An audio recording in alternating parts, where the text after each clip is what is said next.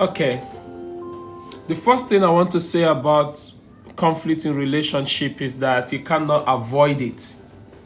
You cannot avoid conflict in relationship. It must come. It must come. You must deal with it. You cannot avoid conflict in relationship. Is guaranteed to happen.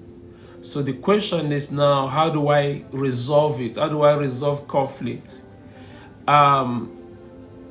Most times when you see relationship lawyers trying to dissolve a marriage, a partnership, a union, they will always quote something very, very interesting. They say that this union is being dissolved because of irreconcilable differences.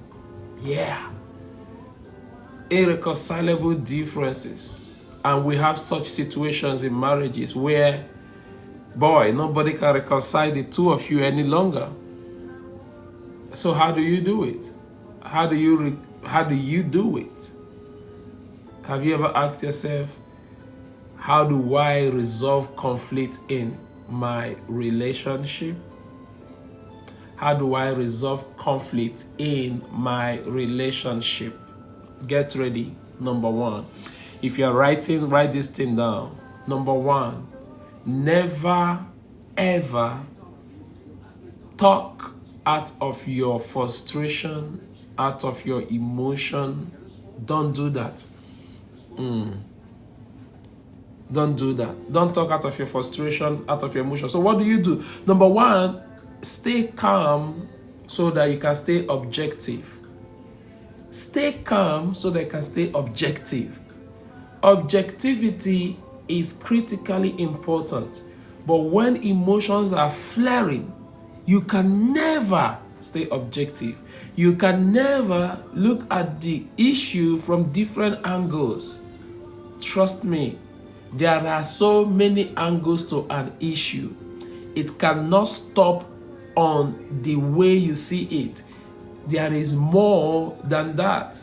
You have to stay calm. What does it mean? Take a break if your emotions are running high. Take a break if your emotions are running high. Then breathe. Just breathe. Relax and clear your mind. Please don't get into discussion, relationship discussion with hyper temper.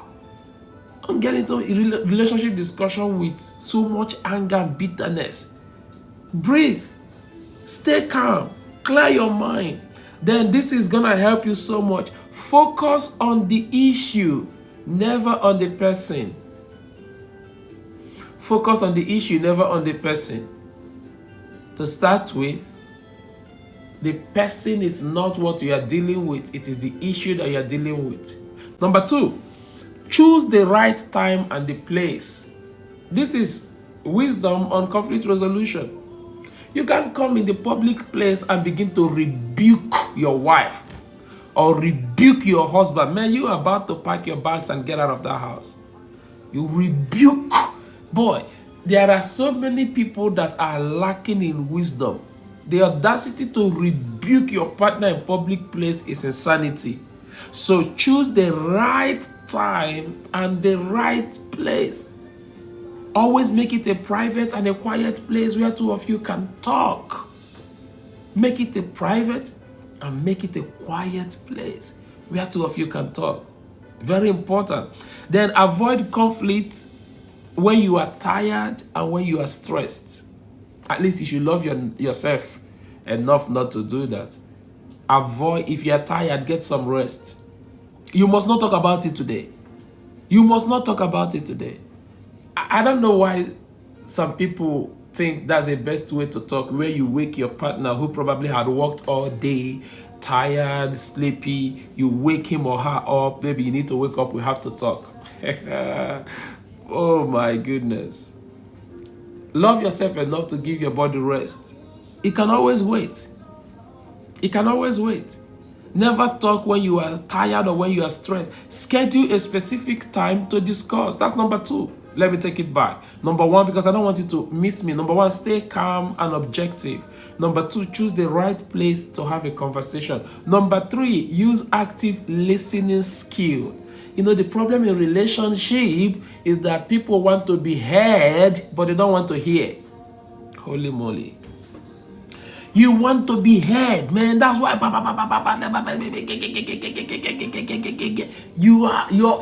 you are struggling to be heard. You don't understand me. You don't understand me. You don't understand. You are struggling to be heard, but you don't want to hear. So the third point on conflict resolution is use active. You know, the Bible said something very interesting. The Bible said, okay. There are about 2-3 scriptures coming to my mind on this. There's a scripture that says, once has God spoken, twice have I heard, the power belongs to God. Once, twice. The speaking is limited, the hearing is expanded. God have mercy. You have to practice the act of listening. Once has God spoken, twice have I heard. Have you mastered how to hear things twice? Do you know the Bible says faith cometh by hearing and hearing? The act of hearing over and over again will enable you to understand. But because you are so eager, didn't the Bible even say be slow? I told you about 3 scriptures just jumped into my head. The Bible said be slow to speak, but quick to hear. This emphasizes the act of listening. Be quick to hear. Quick to hear. Shut your mouth. Calm your spirit. Quieten yourself. It will keep you longer in marriage, man. It will keep you longer in marriage. Many people have lost their marriage on absolute shenanigans. Absolute shenanigans. Absolute lack of wisdom. Absolute lack of wisdom. You didn't lose your marriage because what your husband or your wife did is so much. Like it's you, pastor, I don't know what he did. You need to see what he did. That's not why it is lack of wisdom that made you lose your marriage. It is like, even you, when you sit down and analyze it, you be like, what did this man even do? You notice that, what did this woman do? This, what? It is your lack of wisdom. Be quick to hear, slow to speak. Learn how to hold your word. Hold it. I know you are eager to speak. Hold it. The Bible says that a word well spoken is like an apple of gold in the serving of silver. Apple of gold in the serving of silver. That is a word well spoken. God have mercy. So what does it mean? Use active listening. Give your full attention. Please give. I know you're angry, but please give your full attention. Maintain eye contact. Maintain eye contact. Yeah. Then paraphrase and summarize to ensure that the person is understanding what you're saying. Make sure you achieve understanding. Did you hear me? Make sure you achieve understanding. Make sure you achieve understanding. Don't just speak over the person. Make sure the person is understanding what you're saying. Make sure the person is understanding what you're saying. All right, let's go to number 4. And number 4 deals with the need to clarify and define the issue. The need to clarify and define the issue. I hope somebody is being helped today. Need to clarify and define the issue. Identify the root cause. Most times we treat symptoms and not the issue. Clarify, identify the issue. Separate fact from feeling. And sadly, most of us talk out of feeling. What this thing your mouth is saying is nothing more than what you are feeling in your body. Most of us even talk out of assumption. Jesus Christ. Most of us talk out of presumption. My head. Holy Jesus, help me here. The relationship is imploding because your talking point is based on assumption, based on presumption, even based on superstition. Do you know that some people talk out of superstition? I had a dream yesterday. Honey, I had a dream. I had a dream. No, no, no. I know my dream. My dreams are very true. No, no, no, no. I had a dream. In the dream, you were sleeping with our neighbor's wife. In the dream, you were sleeping with our neighbor's wife. There is fire on the mountain. There is fire on the mountain on the basis of what you saw in the dream. You are making superstitious belief a reality. You talk out of assumption, you talk out of presumption, you talk out of superstition, you even talk out of suspicion. Are you hearing it?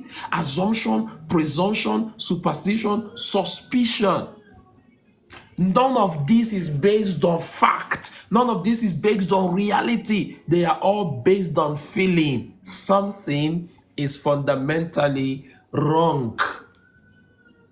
I just pray I'm making sense to somebody today. I really pray. So focus on the issue that is on the ground.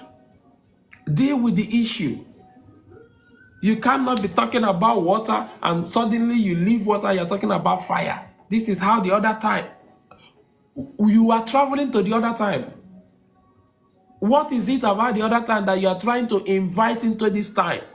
In this time, we are dealing with water. Why are you traveling to the other time? This is how the other time. This is how the other time. Be wise in your communication. This is how the other time. How many of us have heard this is how the other time people? Have you ever heard them before? How many of us have come in contact with this is how the other time? Do you know how wrong that is? This is how the other time. You are trying to invite fire into the water discussion.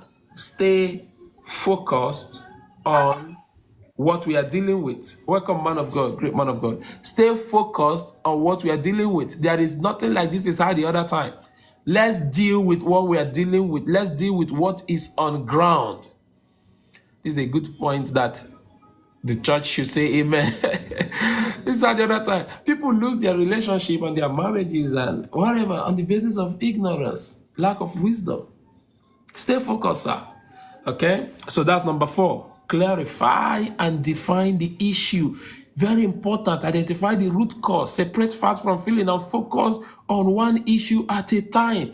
Don't employ another. Focus on one issue at a time. Don't lose your relationship because you don't know how to deal with conflict. I'm giving you conflict resolution. Number 5.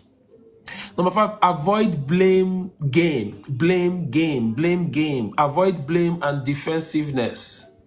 Avoid blame, defensiveness. When you jump people that can never be wrong in their life. Have you ever come in contact with people that if they are not perfect, it's almost as good as they will die? They rather die than to be wrong. Now, because that's their default setting, they can never own up to anything. They can never apologize. They can never say, I'm sorry. No, they rather die than to be wrong.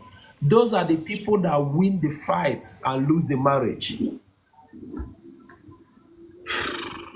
You've won the argument, you've lost the relationship. Congratulations. You lost so much to win arguments. Now you've won it. You've lost relationship. Congratulations. Well done. By the way, there's something I used to say and I want to say it. Everybody is very dispensable. There's nothing like nobody is indispensable. Every one of us is very dispensable. Dispensable. In this life, I have seen those who are outside displace those who are inside.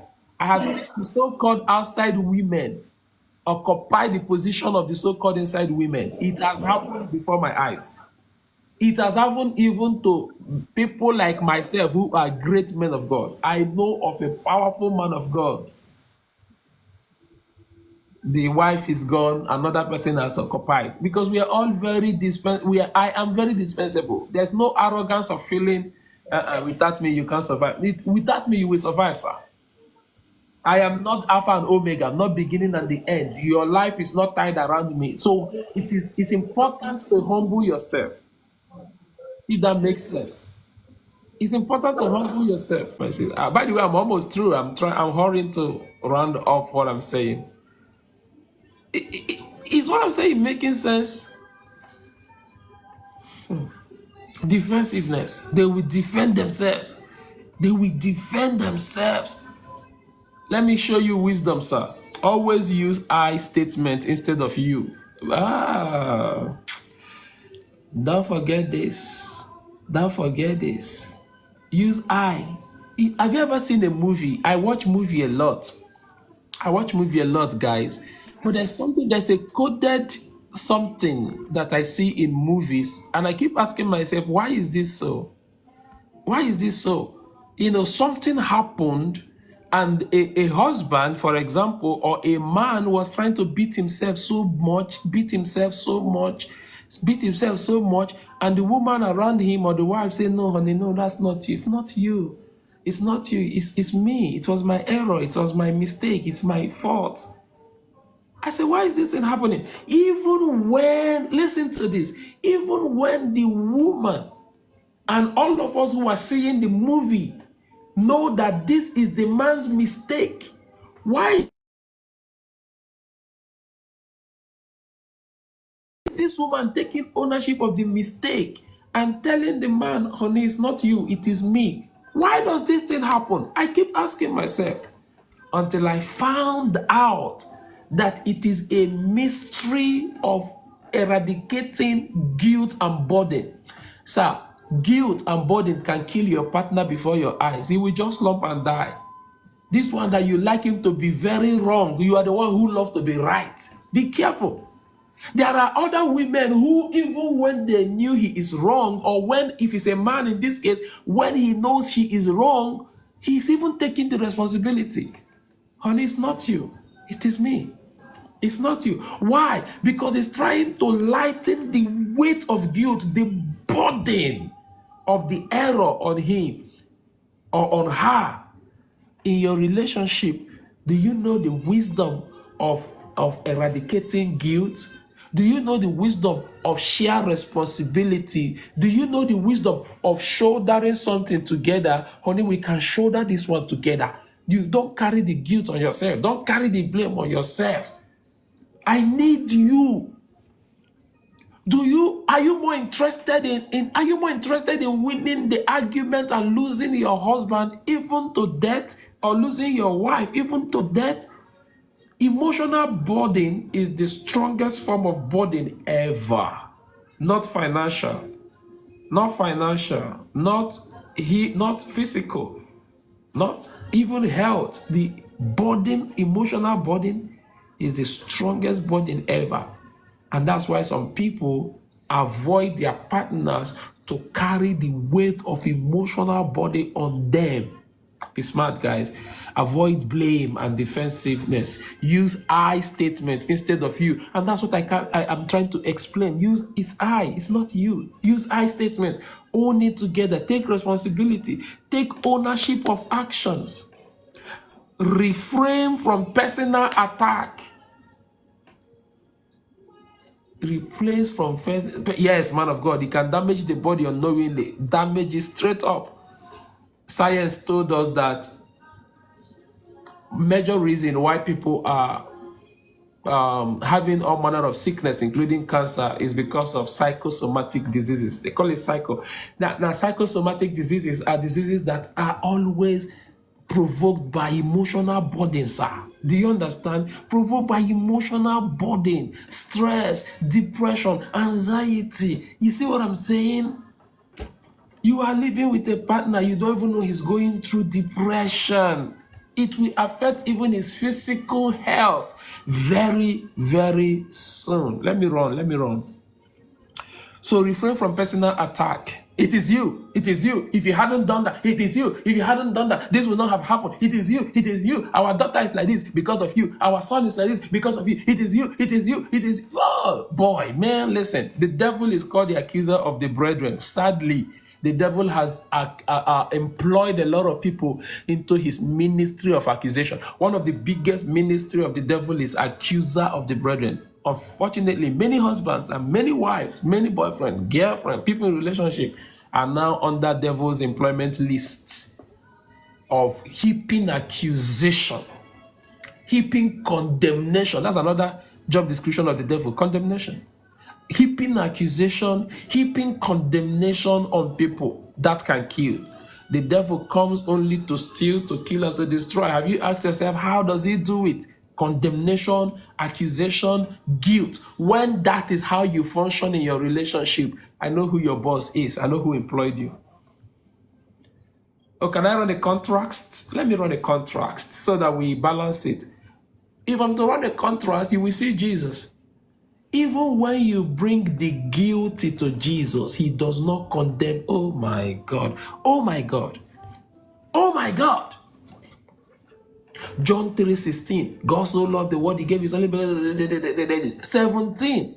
He did not come into the world to condemn the world. Come on, man.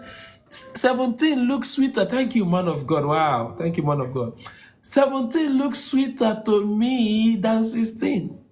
I'm telling you, John 3:17, sweeter, it's so sweet.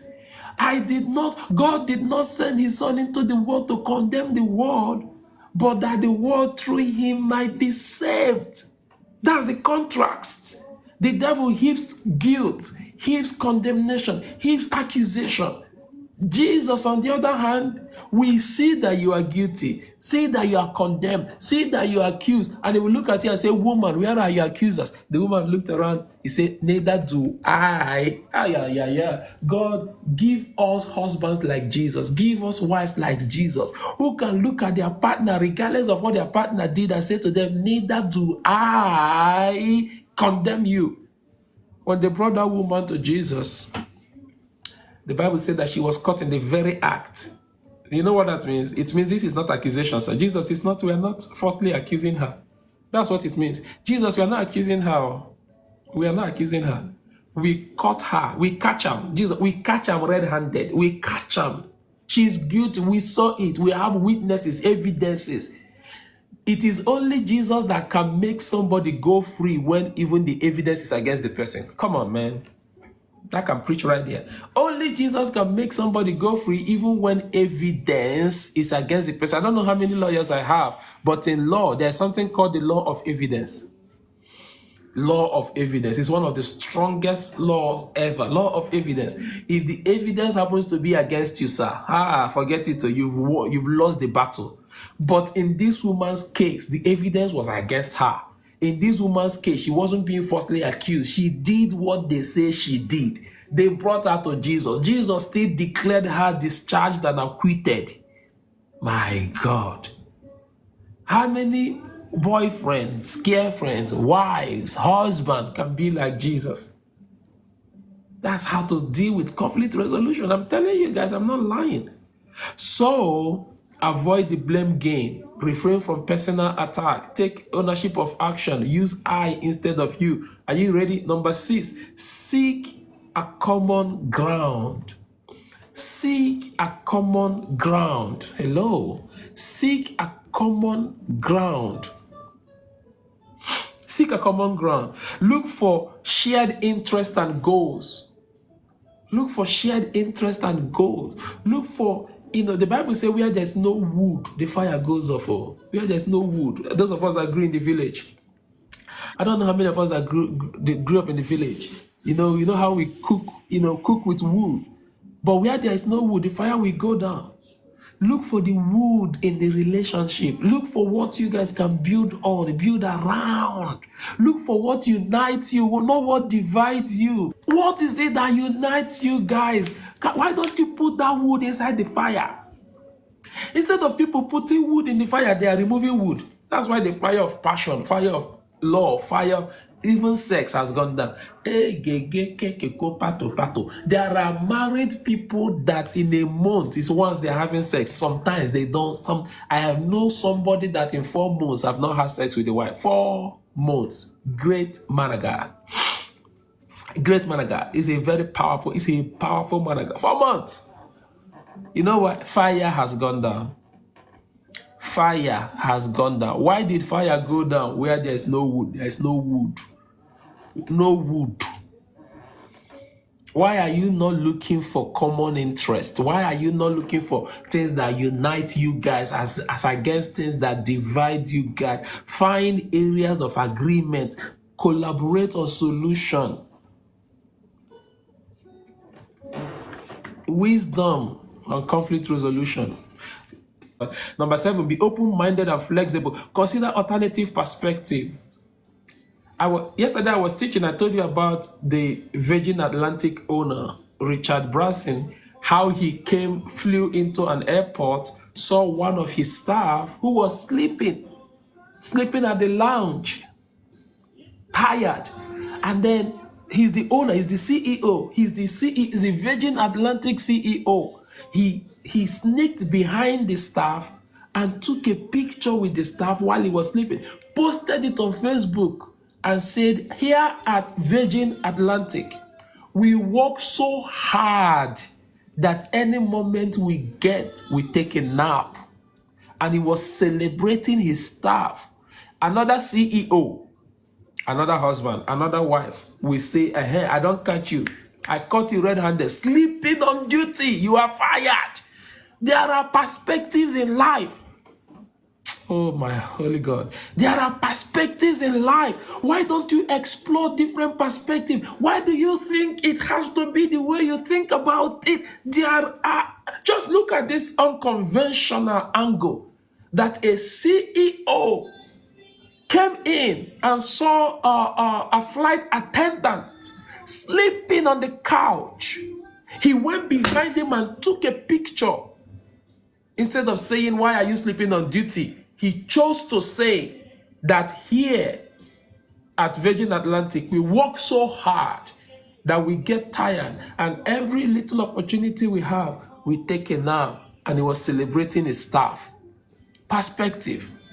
There is a position you stand. What was 6 will become 9. There's another position you stand. What was 9 will become 6. Perspective.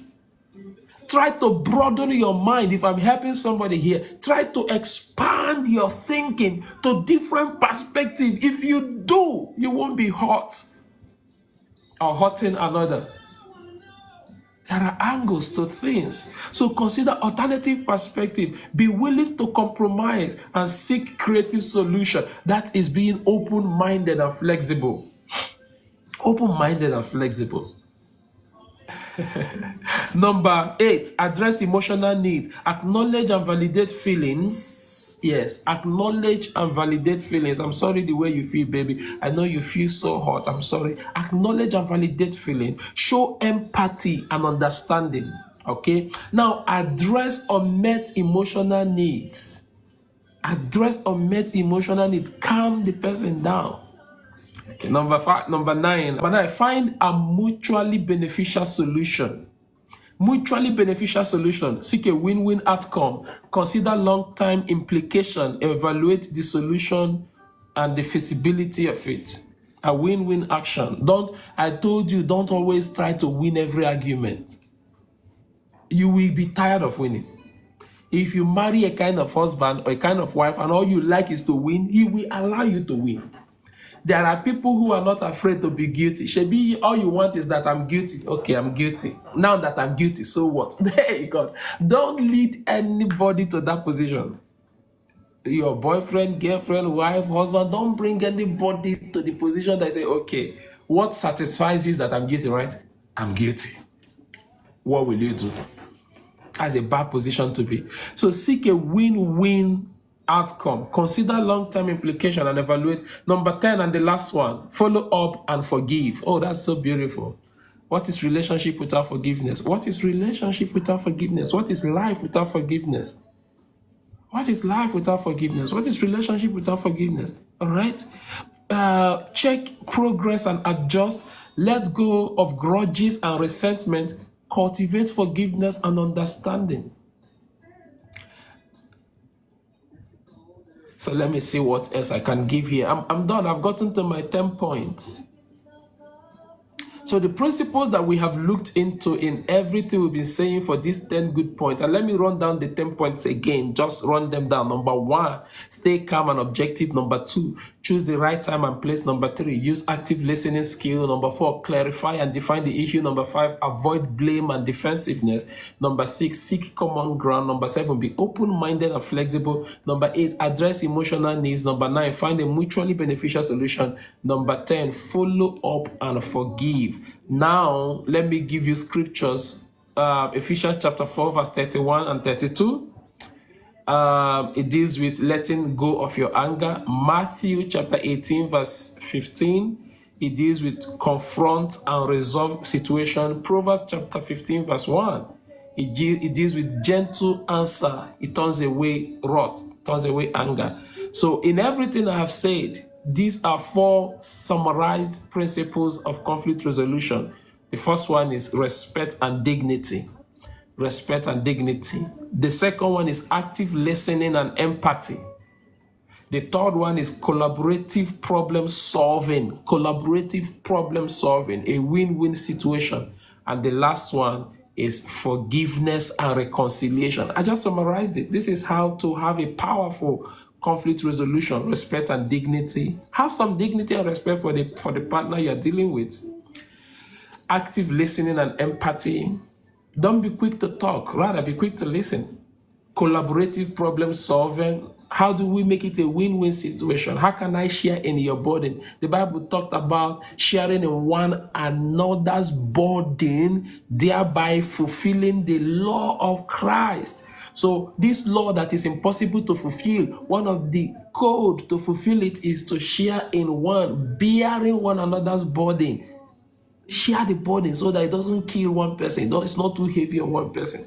That's a win-win, collaborative problem solving. And the last one is forgiveness and reconciliation. If you do these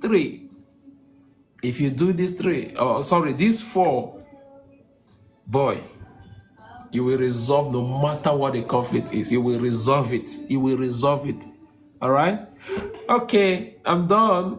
That's my little teaching on conflict resolution.